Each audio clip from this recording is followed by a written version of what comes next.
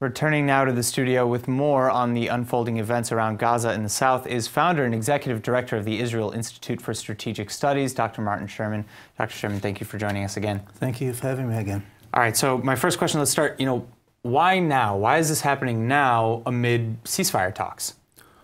Well, I think the question of why is, why not now?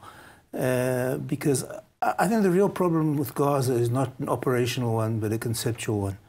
And I think that as long as Israel is bound by the hope, or at least the illusion, that somewhere down the line, the Palestinians will become a prospective peace partner rather than an implacable enemy, is what is impeding Israeli policy. Because you need to break away from conventional wisdom. We need to find ways to permanently eradicate this violence. And the only way that you can control what happens in Gaza, when it happens, and what emerges from Gaza is if you take control of Gaza. Well, okay, so might some of these attacks, and again, I'm playing devil's advocate here, but might some of these attacks be out of Hamas's control? Perhaps it's militants who are just kind of doing things and Hamas is not directing that action. Or is this maybe a last-ditch effort to show strength of some sort? Does that matter? But that doesn't really matter. It's irrelevant. As I said before, the only way that you can control what happens in Gaza is if you control it. And the only way that you can control Gaza without ruling another people is by launching a large international initiative to remove the non-belligerent population from that area and help them be resettled and rehabilitated in third-party countries out of the clutch of the cruel, corrupt cliques who've led them from disaster to disaster for the last number of decades, almost 100 years. And anything else is merely delaying it.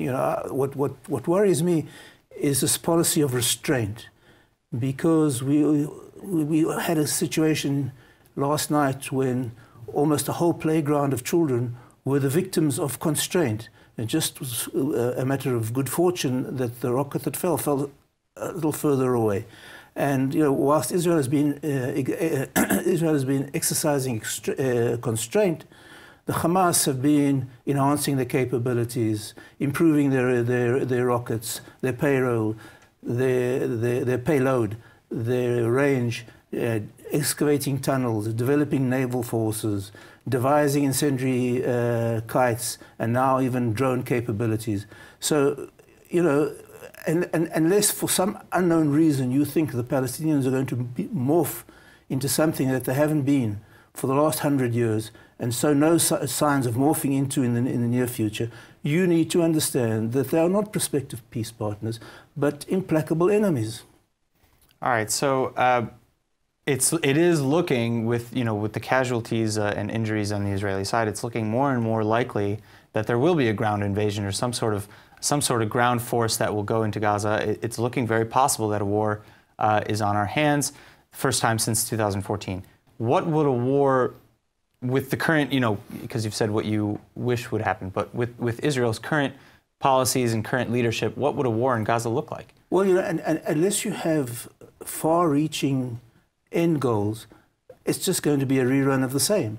And unfortunately, what I think, unless people realize that you have to control Gaza from within, you're going to have a situation where you're either going to have Arabs in Gaza or Jews in the Negev, but you won't have both, because one or two more rounds of violence like this, more fields being destroyed, more rockets falling near kindergartens, people are not going to stay there because the government isn't providing them with the kind of protection that they deserve. And the only way to do that is to neutralize the hostile forces in Gaza. The only way to neutralize the hostile forces in Gaza is to take Gaza and keep Gaza.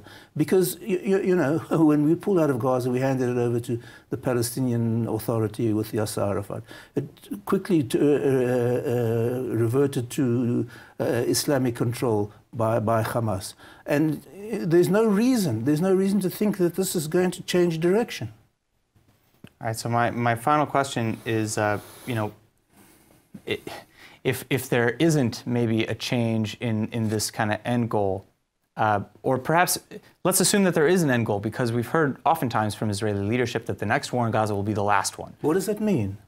I mean, Well, the only way the next war will be the last war is if Israel takes over Gaza and do you see them doing that? Do you see that happening? Well, what's the alternative? And the trouble is, obviously it's easy for me to sit here in an air-conditioned studio and advocate large-scale military action, but that doesn't mean to say it's not necessary. What were you going to do?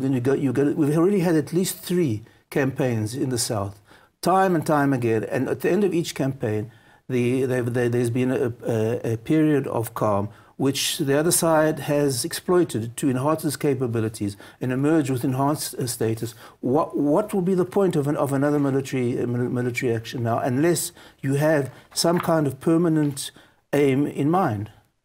All right, well, it's leaving us with a lot to think of, obviously. Dr. Sherman, thank you so much for coming in. Thank you.